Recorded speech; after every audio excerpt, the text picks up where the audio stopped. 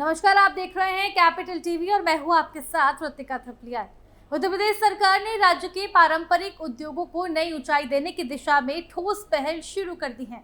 खास तौर पर फुटवियर, लेदर और नॉन लेदर विनिर्माण क्षेत्र को वैश्विक प्रतिस्पर्धा के लिए तैयार करने पर विशेष फोकस किया जा रहा है। मुख्यमंत्री योगी आदित्यनाथ ने हाल ही में एमएसएमई विभाग के साथ समीक्षा बैठक करते हुए इस क्षेत्र के समग्र विकास के लिए एक व्यवहारिक और परिणामोन्मुखी नीति की आवश्यकता पर बल दिया है। मुख्यमंत्री ने कहा कि उत्तर प्रदेश को वैश्विक स्तर पर लेदर और फुटवियर उद्योग में अग्रणी बनाने की असीम संभावनाएं हैं। राज्य के पारंपरिक शिल्प कौशल, प्रशिक्षित श्रम बल, कच्चे माल की प्रचुरता और आगरा, कानपुर और उन्नाव जैसे औद्योगिक केंद्र इस क्षेत्र के लिए मजबूत आधार प्रदान करते हैं। इसी पृष्ठभूमि में उत्तर प्रदेश फुटवियर, लेदर और नॉन लेदर क्षेत्र विकास नीति 2025 का मसौदा तैयार किया गया है, जिस पर विभागीय अधिकारियों के साथ विस्तृत चर्चा हुई। बैठक के दौरान मुख्यमंत्री योगी आदित्यनाथ ने उत्तर प्रदेश फुटवियर, लेदर और नॉन लेदर क्षेत्र विकास नीति 2025 के प्रारूप पर विभागीय अधिकारियों के साथ गहन चर्चा की। उन्होंने इस नीति को राज्य के औद्योगिक विकास के लिए अत्यंत महत्वपूर्ण बताया और स्पष्ट निर्देश दिए कि इसे लागू करते वक्त क्लस्टर आधारित विकास मॉडल को प्राथमिकता दी जाए। मुख्यमंत्री का मानना है कि अगर इस उद्योग को योजनाबद्ध ढंग से औद्योगिक क्लस्टरों में संगठित किया जाए तो इससे संसाधनों का अधिकतम उपयोग संभव होगा।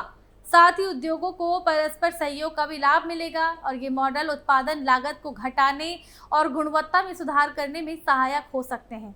उन्होंने ये भी निर्देश दिए हैं कि प्रस्तावित नीति में यह स्पष्ट रूप से परिभाषित किया जाए कि उत्तर प्रदेश के किन किन क्षेत्रों को इस उद्योग के लिए सबसे उपयुक्त माना गया है। आगरा, कानपुर, उन्नाव, हापुड़, रामपुर और जालौन जैसे शहर जहां पहले से लेदर और फुटवियर से जुड़ा कार्य संचालित हो रहा है, उन्हें विशेष रूप से चिन्हित किया जाए और वहां आवश्यक अधोसंरचना का तेजी से विकास किया जाए। मुख्यमंत्री ने ये भी सुझाव दिए हैं कि अगर उत्पादन, डिजाइन, अनुसंधान और प्रशिक्षण इन चारों घटकों को एक ही पारिस्थितिकी तंत्र में एकीकृत कर दिया जाए तो ये न केवल उद्योग की दक्षता को बढ़ाएगा बल्कि बड़े पैमाने पर राष्ट्रीय और अंतर्राष्ट्रीय निवेश आकर्षित करने में भी मददगार सिद्ध होगा। इसके माध्यम से लाखों युवाओं को रोजगार के प्रत्यक्ष और अप्रत्यक्ष अवसर प्राप्त हो सकते हैं। साथ ही इस बात पर विशेष बल दिया कि एक आधुनिक और सुव्यवस्थित औद्योगिक वातावरण तैयार करने के लिए फ्लैटेड फैक्ट्री कॉम्प्लेक्स जैसे अधोसंरचना मॉडल को विकसित किया जाना चाहिए। ऐसे कॉम्प्लेक्स में एक ही परिसर में कई उद्यमों को कार्य करने की सुविधा मिलती है, जिससे न केवल लागत कम होती है बल्कि एक स्वस्थ प्रतिस्पर्धात्मक वातावरण भी निर्मित होता है। फ्लैटेड फैक्ट्रियां विशेष रूप से उन एमएसएमई इकाइयों के लिए उपयोगी होती हैं जो सीमित संसाधनों के साथ शुरू होती हैं लेकिन आधुनिक सुविधाओं के अभाव में प्रतिस्पर्धा में पिछड़ जाती हैं। मुख्यमंत्री ने अधिकारियों से ये भी कहा कि नीति में ऐसा ढांचा सुनिश्चित किया जाए जिससे उद्यमियों को न केवल भूमि और भवन की उपलब्धता हो बल्कि उन्हें बिजली, पानी, सीवेज, सड़कों और परिवहन जैसी मूलभूत सुविधाएं भी आसानी से उपलब्ध हों। इसके अलावा उद्यमियों के बीच सहयोग बढ़ाने, साझा संसाधनों के उपयोग और नवाचार को प्रोत्साहन देने के लिए कॉमन फैसिलिटी सेंटर्स की भी स्थापना की जानी चाहिए। प्रधानमंत्री ने इस पूरी प्रक्रिया को मिशन मोड में क्रियान्वित करने की आवश्यकता जताई और कहा कि ये नीति राज्य को न केवल देश में बल्कि वैश्विक स्तर पर एक प्रतिस्पर्धा और आत्मनिर्भर विनिर्माण केंद्र बनाने की दिशा में एक निर्णायक कदम हो सकती है। अधिकारियों ने जानकारी दी कि प्रस्तावित उत्तर प्रदेश फुटवियर, लेदर और नॉन लेदर क्षेत्र विकास नीति 2025 के लागू होने से आगामी कुछ वर्षों में राज्य में लगभग 22 लाख नए रोजगार अवसरों के सृजन की संभावना है।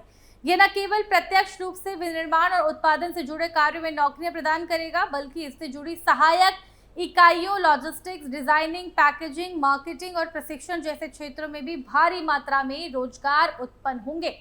ये पहल प्रदेश के लाखों युवाओं के लिए एक बड़ा अवसर बनकर उभर सकती है, जो अभी तक पारंपरिक रोजगार विकल्पों तक ही सीमित थे। इस नीति को उत्तर प्रदेश को वैश्विक फुटवियर और लेदर विनिर्माण का एक प्रमुख केंद्र बनाने की दिशा में एक निर्णायक और परिवर्तनकारी पहल माना जा रहा है।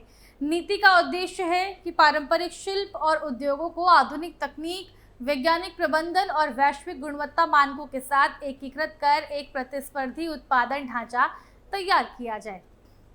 आपको बता दें कि वर्तमान समय में भारत फुटवियर और लेदर क्षेत्र में विश्व का दूसरा सबसे बड़ा उत्पादक और उपभोक्ता है। इस विशाल वैश्विक बाजार में उत्तर प्रदेश की भागीदारी विशेष रूप से उल्लेखनीय है। राज्य की ऐतिहासिक और औद्योगिक विरासत ने इस क्षेत्र को एक सुदृढ़ नींव प्रदान की है। उदाहरण स्वरूप कानपुर और उन्नाव जैसे शहर दशकों से चमड़ा उद्योग के गढ़ रहे हैं। केवल इन 2 जनपदों में ही 200 से अधिक सक्रिय टैनरियां कार्यरत हैं, जो उच्च गुणवत्ता वाले चमड़े का उत्पादन कर देश और विदेश की मांग को पूरा कर रही हैं। ये टैनरियां राज्य के निर्यात को भी सशक्त आधार प्रदान करती हैं और स्थानीय लोगों के लिए आजीविका का मुख्य साधन है। वहीं अगर बात करें आगरा की, तो देश भर में अपनी जूता निर्माण इकाइयों के लिए प्रसिद्ध है और इसे भारत की फुटवियर राजधानी के रूप में पहचान प्राप्त है। यहाँ से न केवल देश के विभिन्न हिस्सों में बल्कि विदेशों में भी फुटवियर का निर्यात होता है। शहर में हजारों की संख्या में छोटे, माध्यम और बड़े पैमाने की फुटवियर यूनिट्स कार्यरत हैं, जो बड़ी संख्या में कारीगरों, श्रमिकों और डिजाइनरों को रोजगार देती है। राज्य सरकार की ये नीति इन पारंपरिक केंद्रों को अत्याधुनिक तकनीकों, विश्व स्तरीय अधोसंरचना और निवेश अनुकूल वातावरण से जोड़ने का प्रयास है, जिससे उत्तर प्रदेश को एक एकीकृत और प्रतिस्पर्धी मैन्युफैक्चरिंग हब के रूप में वैश्विक मंच पर प्रस्तुत किया जा सके। मुख्यमंत्री ने कहा कि नीति के तहत न केवल लेदर और नॉन लेदर फुटवियर निर्माण इकाइयों को बढ़ावा दिया जाए, बल्कि इससे जुड़ी सहायक इकाइयों जैसे buckles, zip, sole, insole, lace, chemicals, dyes, heels, threads, tags और लेबल्स के निर्माण को भी विशेष प्रोत्साहन दिया जाना चाहिए। उन्होंने ये भी कहा कि मशीनरी निर्माण, विशेष रूप से चमड़ा, सिलाई, कटिंग, मोल्डिंग और नॉन लेदर सेफ्टी शूज बनाने वाली तकनीकों से संबंधित इकाइयों को भी समर्थन मिलना चाहिए। मुख्यमंत्री ने ये भी कहा कि ये समग्र दृष्टिकोण प्रदेश में एक पूर्ण एकीकृत फुटवियर मैन्युफैक्चरिंग इकोसिस्टम तैयार करेगा, जिससे डिजाइन टू डिलीवरी मॉडल को स्थानीय स्तर पर साकार किया जा सकेगा। उन्होंने बेहतर उत्पादों के लिए स्किलिंग, पैकेजिंग और मार्केटिंग की मजबूत रणनीति और प्रभावी क्रियान्वयन की आवश्यकता को भी रेखांकित किया है। बैठक में प्रस्तावित उत्तर प्रदेश औद्योगिक आस्थान नीति पर भी विचार विमर्श हुआ। अधिकारियों ने बताया कि वर्तमान में औद्योगिक क्षेत्रों में भूमि के कुशल उपयोग की कमी, लीज निष्पादन में जटिलता, अनाधिकृत बंधक और सबलेटिंग और अनुपयोगी भूखंड जैसी समस्याएं सामने आती रही हैं। प्रस्तावित नीति इन सभी बाधाओं को दूर करते हुए एक पारदर्शी, सुस्पष्ट और समयबद्ध प्रणाली प्रदान करेगी। भूखंडों का आवंटन ई नीलामी और अन्य पारदर्शी माध्यमों से किया जाएगा और क्षेत्र अनुसार भूमि की दर निर्धारित होगी। हालांकि एंकर इकाइयों के लिए भूमि की दर शासन द्वारा तय की जाएगी। मुख्यमंत्री ने औद्योगिक आस्थान नीति को अत्यंत व्यवहारिक बताते हुए कहा कि अगर भूखंड के आवंटन से लेकर लीज डीड निष्पादन, निर्माण और उत्पादन तक की प्रक्रिया स्पष्ट, सरल और उत्तरदायी हो, तो निवेशकों को प्रदेश में उद्योग लगाने के लिए आवश्यक आश्वस्ति प्राप्त होगी। उन्होंने ये भी कहा कि प्रदेश में सीमित औद्योगिक भूमि को ध्यान में रखते हुए लीज रेंट मॉडल पर विचार किया जाए, जिससे निवेशकों का अनावश्यक पूंजीगत व्यय कम होगा और औद्योगिक विकास को गति मिलेगी। मुख्यमंत्री ने ये भी कहा कि निजी औद्योगिक पार्कों को बढ़ावा देने के लिए पंजीगत प्रोत्साहनों के साथ साथ स्टैंप ड्यूटी में छूट, बिजली और लॉजिस्टिक सब्सिडी और सिंगल विंडो अनुमोदन जैसी सुविधाएं सुनिश्चित की जानी चाहिए। उन्होंने निर्देशित किया कि नीति के प्रभावी क्रियान्वयन हेतु एकीकृत ऑनलाइन आवेदन और प्रोत्साहन वितरण प्रणाली विकसित की जाए, जिससे सभी प्रक्रियाएं डिजिटल, सुगम और ट्रैक योग्य बन सकें। फिलहाल के लिए केवल इतना ही। बने रहिए हमारे साथ और देखते रहिए कैपिटल टीवी उत्तर प्रदेश।